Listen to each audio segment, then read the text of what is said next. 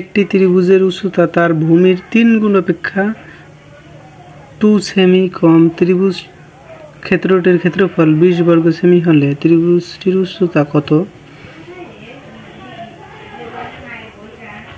ধরি ত্রিভুজটির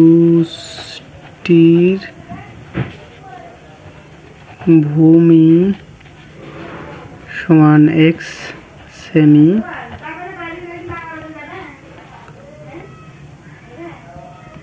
ত্রিভুজটির উচ্চতা ভূমির 3 গুণ 3 ইন্টু এক্স এ অপেক্ষা 2 সেমি কম, তাহলে এত সেমি বা 3x - 2 সেমি।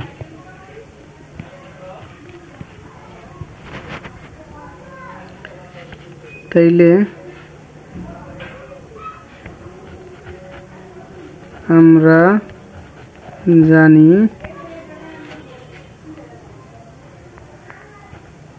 হাফ ইন্টু ভূমি ইন্টু উচ্চতা সমান ত্রিভুজের ক্ষেত্রফল। তো হাফ আমাদের ভূমি দেওয়া আছে এক্স আর উচ্চতা হলো 3x - 2 ইকুয়াল টু দেওয়া আছে হলো 20 বর্গ সেমি।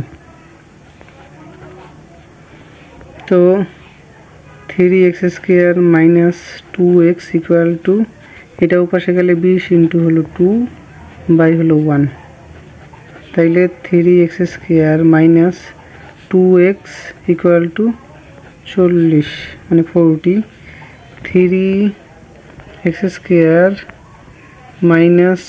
- 2x এটা এপাশে আসলে মাইনাস হবে 40 ইকুয়াল টু হলো 0। তো যদি এই ক্ষেত্রে এটা হয় তাহলে আমাদের যে বিষয়টা 3 × 12 3 গুণ 40 মানে 120 120 এমনভাবে করতে হবে যাতে, তাইলে 3x² - 12x plus 10x minus হলো 40 ইকুয়াল টু 0। এদের দেখা গেছে যে 12 থেকে 10টা গেলে থাকে 2, এই দিক থেকে টার্ম ঠিক আছে।